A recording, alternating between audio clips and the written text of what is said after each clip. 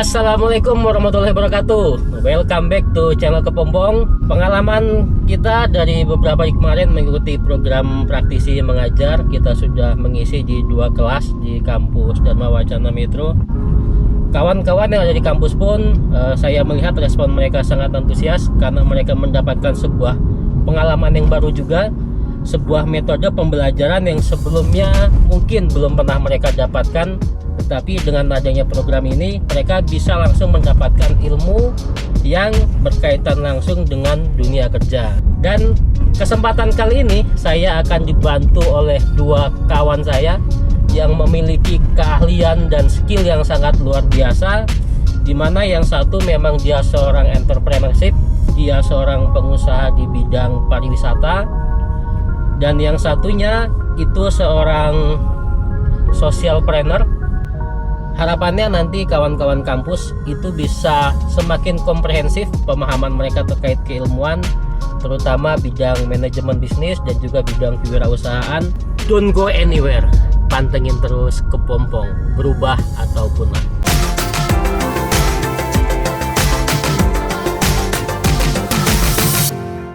Assalamualaikum warahmatullahi wabarakatuh. Waalaikumsalam warahmatullahi wabarakatuh. Kita tepuk tangan semuanya.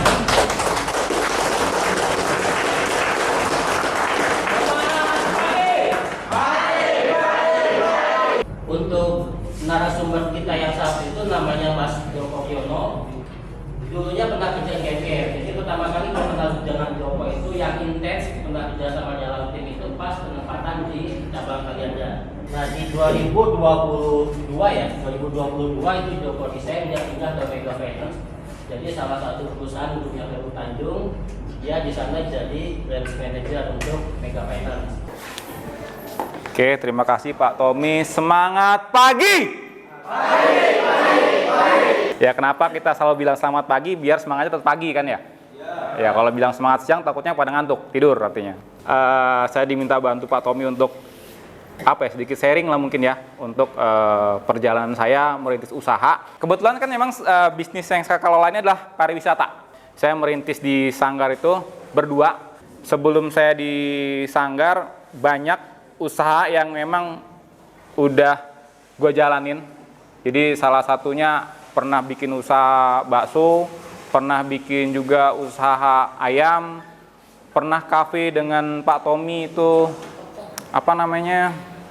Wow di Sidomulyo kena COVID, dan terakhiran ini gua buat Sanggar itu pun sebenarnya gara-gara Wow itu tutup. Untuk di wisata itu luar biasa ya untuk modalnya. Jadi kita butuh orang nggak cuman berdua waktu itu. Ketemulah di situ dengan teman juga namanya itu Yosef Fauji. Dia itu bergerak di bidang kafe, kolaborasi dengan dia. Kalau teman-teman udah pernah lihat Sanggar Beach, konsepnya seperti kita bikin konsep seperti Lombok, pantai di Lombok. Om Yosef penyebutnya, dia harus ke Lombok dulu supaya ada ide kira-kira bikin konsepnya seperti apa. Waktu itu kalau nggak salah masih ada GP di Lombok, sambil nonton GP sambil bikin konsepnya. Makanya bentuknya Sanggar Beach seperti itu. Nah ini adalah Sanggar sebelum jadi. Bentuknya ini masih mending sudah ketutup ya. Nah ini kalau teman-teman lihat, inilah yang waktu itu orang-orang dari sekian banyak yang gue ajakin kerjasama, semua orang ngebilangin gue gila. Makanya itu, jadi inilah bentuk awal Sanggar Beach. Dan zaman kemarin 2021 itu habis COVID kan, wisata juga kalau nggak salah tempat hiburan, wisata segala macam mati. Ya cuman si Om Yosef itu yang berani, ayo. Tapi kita dibilangin gila Om, nggak apa-apa. Kita harus punya mimpi gila. Kalau dia selalu bilang tuh gini, usaha itu pasti rugi. Nggak ada yang sekali usaha langsung jadi. Pertama kali Sanggar ini buka, pernah satu hari gue cuma dapat 5.000 perak. Zaman dulu masih 5.000 perak gue buat tiket masuknya.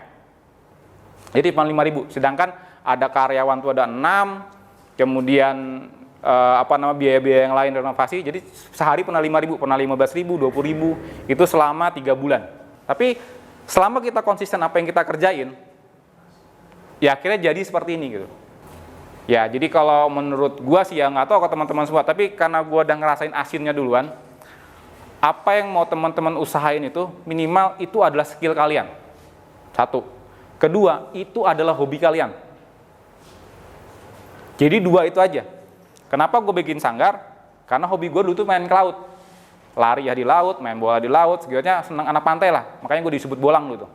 Ya, jadi gue karena hobi gue seperti itu dan skill gue juga sama, karena di FYP gue sebagai marketing, ya gue bangunlah seperti itu gitu loh.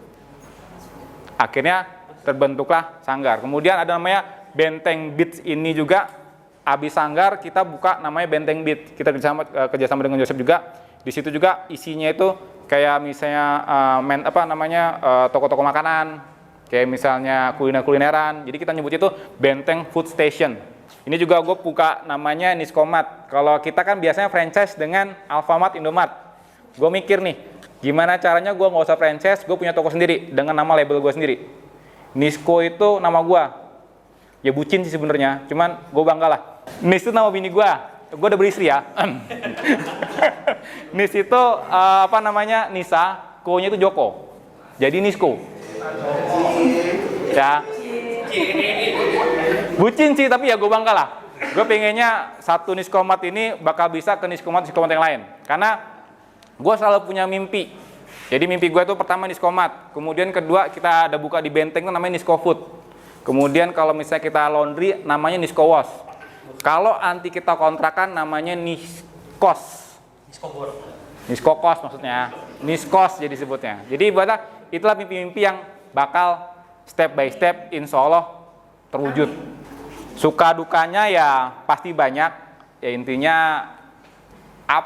selama kita konsisten dengan apa yang kita kerjain insya Allah jadilah. Tapi sebelum yang 5 ini jadi, sebenarnya gue bilang tadi banyak yang gue kerjain sampai dengan pernah keripik pisang ya. Iya. Keripik pisang kalau nggak salah namanya tahu Tom M. Jerry kan? Karena namanya nih Tommy gue panggil Tomblo, gue ini namanya Joko, jadi Tom and Joe. Jadi itu pun sekilas-sekilas doang gitu, Tom M. Joe. Pernah keripik itu pun, walaupun sempat jalan berapa lama ya? Sempat jalan berapa lama, kemudian produk mahasiswa kewirausahaan. Cuman kita di branding namanya jadi Tom M. Joe.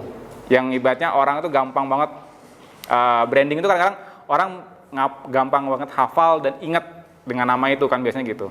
Kemudian sekarang juga gue ngejalanin namanya OA, Oma Agen, itu digital marketing. Mungkin Pak Tommy udah ngejelasin juga apa itu digital marketing.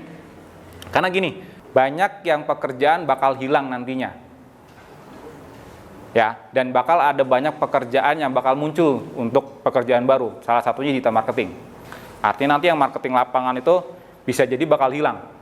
Digital marketing itu atau zaman yang sudah era digital, teman-teman harus benar-benar belajar di digitalnya. Karena kalau misalnya teman-teman nggak ngikutin perubahan itu, hilang seperti kaset.